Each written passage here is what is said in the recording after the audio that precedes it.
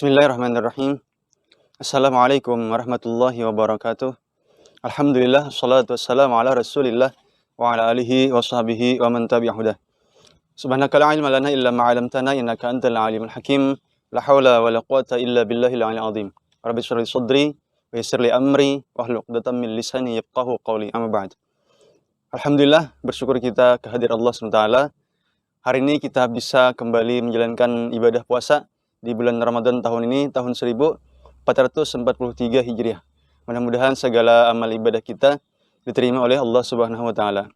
Salawat dan salam selalu kita sanjungkan kepada baginda Nabi besar Muhammad sallallahu alaihi wasallam beserta keluarga beliau, sahabat beliau, tabi'in, tabi'in dan orang-orang yang senantiasa mengikuti jejak langkah beliau ila yaumil qiyamah. Kaum muslimin, pemirsa penikmat kuliah Ramadan yang dirahmati oleh Allah SWT, alhamdulillah bersyukur sekali kita kembali bersua hari ini dalam rubrik Suluh Peradaban.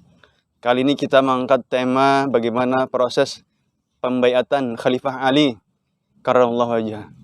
Kaum muslimin rahimakumullah, ketika kita berbicara bagaimana proses pembaiatan Khalifah Ali bin Abi Thalib menjadi khalifah, maka tentu kita mau tidak mau akan membahas bagaimana kondisi politik pada saat akhir-akhir kekhilafahan Khalifah Utsman bin Affan. Kaum muslimin rahimakumullah, Khalifah Utsman bin Affan ini menjabat khalifah kurang lebih selama 12 tahun. Ada yang mengatakan 13 tahun. Jadi selama kurang lebih 6 tahun awal masa kepemimpinan Khalifah Utsman bin Affan itu keadaan kaum muslimin sangat kondusif, sangat stabil. Kemudian berbagai macam futuhat, penaklukan dilakukan oleh kaum muslimin. Sehingga wilayah kekuasaan kaum muslimin terus meluas. Hingga sampai ke daerah-daerah di benua Afrika bagian utara.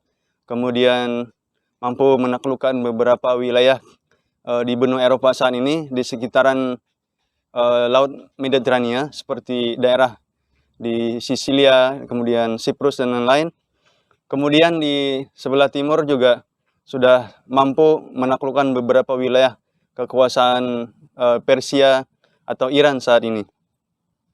Nah, pada masa periode kedua, 6 tahun kedua masa kekhilafahan Utsman bin Affan, pada masa inilah mulai muncul banyak gejolak politik. Mulai banyak gerakan-gerakan rahasia yang ini akan menyebabkan instabilitas politik di dalam negeri. Nah, sebagian besar awal permasalahan yang dihadapi oleh umat Islam pada masa kekhalifahan Utsman ini berasal dari 3 golongan. Nah, yang pertama adalah masuk Islamnya orang-orang Persia yang dahulu beragama Majusi dan orang-orang Yahudi. Nah, mereka inilah orang-orang yang pura-pura masuk Islam, kemudian mencoba menghasut kaum muslimin, sehingga terjadi munculnya api fitnah yang luar biasa. Nah, sebagian dari mereka ini melakukan pencemaran nama baik Khalifah Utsman, kemudian juga para pegawai pemungut zakat, kemudian para gubernur, kemudian kerabat-kerabat Sayyidina Utsman yang dikatakan sebagai kerabat-kerabat yang korup. Ini tudingan-tudingan mereka.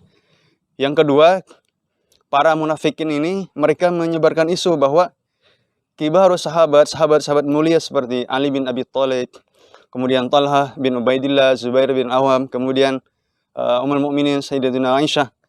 Mereka katakan mereka ini tidak suka dengan kepemimpinan Khalifah Utsman bin Affan. Kemudian yang ketiga, mereka ini juga para munafikin ini membesar-besarkan sebagian perbedaan pendapat yang terjadi antara para sahabat dan Khalifah Utsman. Dan mereka menggambarkan bahwa apa yang dilakukan oleh Khalifah Utsman ini adalah sebagai sebuah tindakan kezaliman dan kesewenang-wenangan kepada para sahabat. Kemudian yang keempat, mereka menyebarkan berita bohong kepada orang-orang awam bahwa yang paling berhak menjabat khalifah itu sesungguhnya adalah Sayyidina Ali, bukan Sayyidina Utsman. Mereka katakan bahwa Rasulullah pernah berwasiat kepada Sayyidina Ali bahwa sepeninggal Rasulullah nanti, maka yang menjabat sebagai khalifah pengganti Rasulullah adalah Khalifah Ali atau Sayyidina Ali. Dan semua ini adalah fitnahan belaka. Nah, ini golongan yang pertama, orang-orang yang orang-orang Majusi, orang-orang Yahudi yang pura-pura masuk Islam. Adapun golongan kedua yang ada di masyarakat pada masa pemerintahan kekhalifahan Utsman pada masa itu adalah golongan ahli qiraah atau ahli ibadah. Dan mereka ini pemahaman Islamnya kurang sempurna.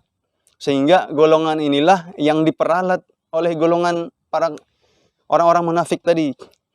Dan golongan orang-orang yang kedua ini, para ahli qiraah dan ahli ibadah yang pemahaman agamanya masih dangkal ini dijadikan orang-orang yang berada di barisan terdepan di dalam penyebaran fitnah terhadap Khalifah Utsman. Dan mereka menganggap bahwa kebijakan-kebijakan atau ijtihad yang dilakukan oleh Khalifah Utsman itu bukan sebuah bentuk ibadah yang sebagaimana kita ketahui bahwa kalau ijtihad itu kalau salah pun mendapat pahala. Tapi mereka menyampaikan bahwa apa yang dilakukan oleh Khalifah Utsman ini adalah sebuah kemaksiatan dan kejahatan. Sehingga perbuatan yang dilakukan oleh Khalifah Utsman ini harus dilakukan nahi mungkar. Nah, ini golongan yang kedua. Golongan yang ketiga adalah kabilah-kabilah yang masuk Islam setelah peperangan melawan orang-orang murtad pada zaman Abu Bakar. Nah, mereka-mereka ini masuk Islam kemudian ikut andil dalam peperangan-peperangan yang lain. Nah, mereka-mereka yang baru masuk Islam ini menuntut kepada Khalifah Utsman agar mendapat persamaan gaji. Jadi mereka ingin gaji itu sama antara mereka yang baru masuk Islam, yang bahkan dulu sebelumnya memusuhi Islam, dengan para sahabat-sahabat mulia. Nah, tapi Khalifah Utsman tidak melakukan seperti itu. Khalifah Utsman mengikuti ijtihad Khalifah Umar bahwa para ulama-ulama atau bahkan para veteran Badar itu lebih banyak mendapatkan upah atau gaji dibanding orang-orang yang dulu memusuhi Islam dan masuk Islam. Dan sebagian ulama berpendapat bahwa mereka para tentara yang meminta persamaan gaji ini adalah mereka dulu orang yang beragama Mazdak atau salah satu aliran dari agama Majusi. Kemudian, nah tiga golongan inilah yang nanti mewarnai bagaimana sejarah pemberontakan terhadap Khalifah Utsman bin Affan. Kaum muslimin rahimakumullah. Nah, kita ketahui bahwa pergerakan untuk orang-orang munafik untuk merusak kaum muslimin ini dimulai dari negeri-negeri yang jauh dari kota Madinah. Karena di Madinah kaum muslimin mengenal sangat baik terhadap sosok Khalifah Utsman. Mereka mengenal bagaimana Khalifah Utsman sebelum masuk Islam, kedermawanan beliau, kemudian perjuangan beliau terhadap Islam, bagaimana begitu banyak harta yang beliau korbankan untuk Islam. Sehingga orang-orang kaum munafik ini tidak berhasil mengembangkan pengikutnya di kota Madinah. Lalu mereka pergi ke tempat-tempat yang jauh seperti di Basrah, kemudian di Kufah, kemudian di Mesir, dan kemudian di Syam. Nah, dari Syam inilah gerakan mereka ini dipusatkan. Lalu mereka menulis surat-surat kepada orang-orang yang seide, sependapat dengan mereka untuk membuat gerakan. Nah, pada tahun 35 Hijriah, nah beberapa golongan, sebagian penduduk Kufah, kemudian Basrah, kemudian Mesir, mendatangi Madinah. Nah, golongan-golongan ini jumlahnya banyak. Ada yang meriwayatkan ada sekitar 600 orang, ada yang meriwayatkan 700 orang dari setiap wilayah. Bayangkan kalau dari 3 wilayah ini ada 600 orang saja masing-masing, ada sekitar 1.800 orang yang datang ke kota Madinah mendatangi Khalifah Utsman untuk bertanya tentang berbagai hal yang mereka sangkakan, yang ingin mereka mendapatkan jawaban. Dan semua yang mereka tanyakan itu berkaitan dengan masalah harta. Jadi misalnya kebijakan Khalifah Utsman, mengapa tidak membagi misalnya beberapa wilayah yang di Futuhat, yang ditaklukkan, yang menjadi ghanimah, kenapa tidak dibagikan langsung kepada para pasukan? Tetapi Khalifah Utsman menjadikannya itu tanah untuk Baitul Mal.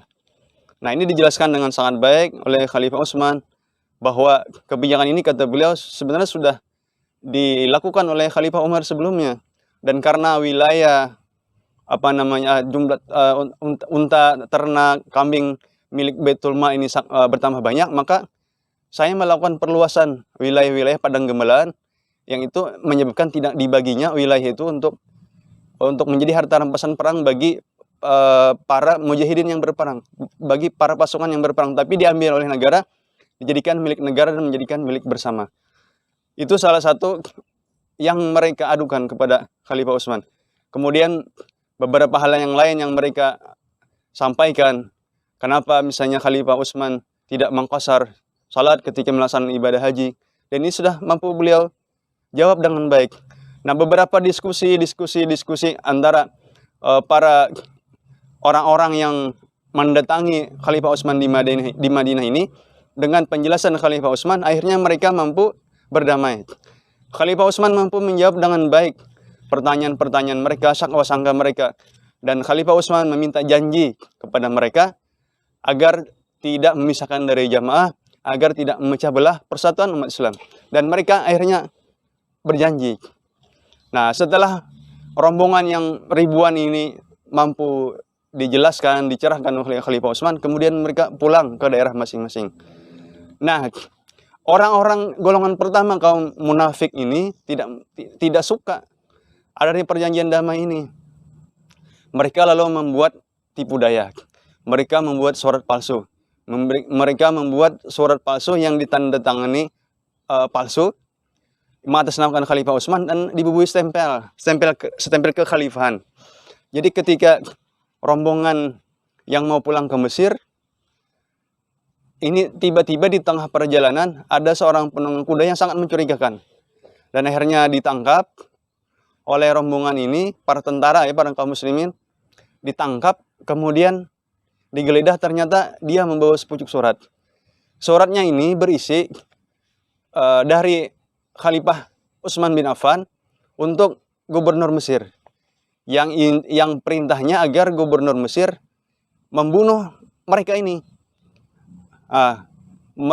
Setibanya di Mesir, mereka semua ini harus dibunuh, dan ini perintah oleh Khalifah Utsman. Akhirnya para rombongan ini yang jumlahnya ratusan ini, ketika tahu ada isi surat itu, mereka menjadi marah dan kembali lagi ke Madinah. Padahal itu surat palsu, bukan buatan dari Khalifah Utsman, tapi dibuat oleh orang-orang munafik tadi. Nah, mereka dengan sangat marah kembali ke Madinah, kemudian melakukan pengepungan lagi. Dan pengepungan ini awalnya berjalan tidak terlalu ketat. Khalifah Utsman masih bisa mengimami sholat Jumat di masjid dan seterusnya. Tapi semakin hari pengepungan semakin ketat, sampai Khalifah Utsman tidak dibolehkan keluar rumah, sampai bahkan beliau kehausan. Dan sebenarnya para sahabat-sahabat lain, keluarga-keluarga beliau menawarkan diri untuk melawan ini para pengepung beliau, tapi Khalifah Utsman tidak mau. Beliau tidak mau terjadi pertumpahan darah karena beliau. Kaum muslimin rahimakumullah, berikutnya pada tanggal 11, kalau tidak salah pada tanggal 11 Zulhijjah tahun 35 Hijriah ya. Pada saat pengepungan ini sudah semakin ketat, kemudian Khalifah Utsman bermimpi bertemu Rasulullah SAW. Rasulullah SAW berkata, "Wahai Utsman, apakah mereka mengepung kamu?" Kata Khalifah Utsman, "Iya." "Apakah mereka membuat kamu kehausan?" Kata Sayyidina Utsman, "Iya." Lalu Rasulullah SAW mengelurkan sebuah wadah yang berisi air.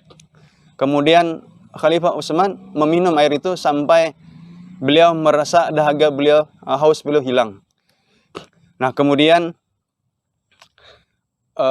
beliau disampaikan oleh Rasulullah, "Kalau kamu, wahai Utsman, ingin memerangi mereka, maka kamu akan menang. Tapi kalau kamu membiarkan mereka, maka engkau akan berbuka bersama kami, kata Rasulullah SAW. Akhirnya Khalifah Utsman berserah diri kepada takdir Allah. Ia kemudian minta diambilkan mushaf Al-Quran. Ia sholat 2 rakaat kemudian membaca Al-Quran. Nah, tidak lama kemudian para pengepung ini masuk mendobrak dengan paksa rumah Khalifah Utsman. Kemudian ada yang memukul kepala beliau sampai berdarah.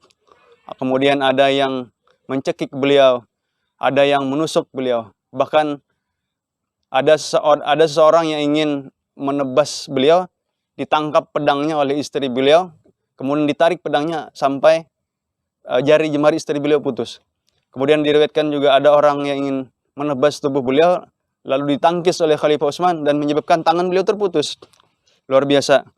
Memang ujian dari Allah SWT untuk Khalifah Utsman. Nah, kemudian bahkan ada yang berniat untuk memenggal leher beliau. Diriwayatkan seperti itu. Tetapi karena istri beliau, anak-anak beliau berteriak, akhirnya mereka lari dan pergi dari rumah Khalifah Utsman. Kaum muslimin rahimakumullah, dengan peristiwa ini akhirnya terbunuhlah atau syahidlah Khalifah Utsman. Dan wafatnya, gugurnya Khalifah Utsman di tangan para pemberontak ini menyebabkan kaum muslimin gempar. Dan para pemberontak ini merasa sangat khawatir kalau kaum muslimin, para pengikut Khalifah Utsman akan menuntut balas kematian Khalifah Utsman. Lalu mereka mencoba untuk mencari sesegera mungkin pengganti Khalifah Utsman bin Affan. Mereka minta membujuk Thalhah bin Ubaidillah, namun beliau tidak mau. Mereka membujuk sahabat Zubair bin Awam, namun beliau tidak mau. Mereka kemudian membujuk Sayyidina Ali bin Abi Thalib untuk menjadi khalifah, namun Sayyidina Ali tidak mau juga. Karena yang meminta ini adalah para pemberontak yang membunuh Khalifah Utsman. Kemudian ketika mereka semakin khawatir, mereka minta pendapat para sahabat di Madinah. Menurut mereka, menurut penduduk Madinah, siapa yang paling layak untuk menjabat khalifah menggantikan Sayyidina Utsman.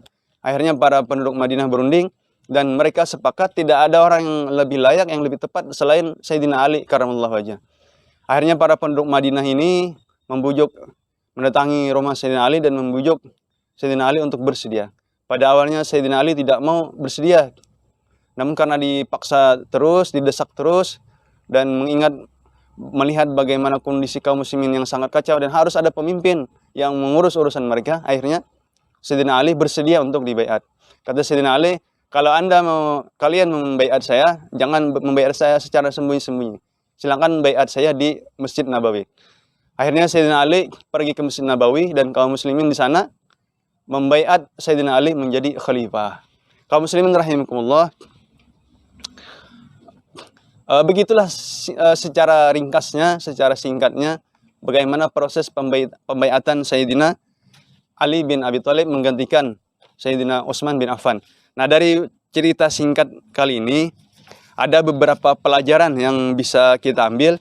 Yang pertama bahwa akan selalu ada pihak-pihak musuh Islam yang selalu berusaha untuk menghancurkan umat Islam. Yang kedua, akan selalu ada orang-orang munafik yang mencoba merusak Islam dari dalam. Yang ketiga, para sahabat sangat memahami bahwa sangat pentingnya keberadaan seorang khalifah atau pemimpin yang mengatur urusan umat Islam agar umat Islam ini bisa bersatu dan tidak terpecah belah. Kaum muslimin rahimakumullah, demikianlah cerita singkat kali ini. Mudah-mudahan bisa ada pelajaran yang bisa kita ambil. Hadanallahu wa iyyakum ajmain. Billahi taufiq wal hidayah. Wassalamualaikum warahmatullahi wabarakatuh.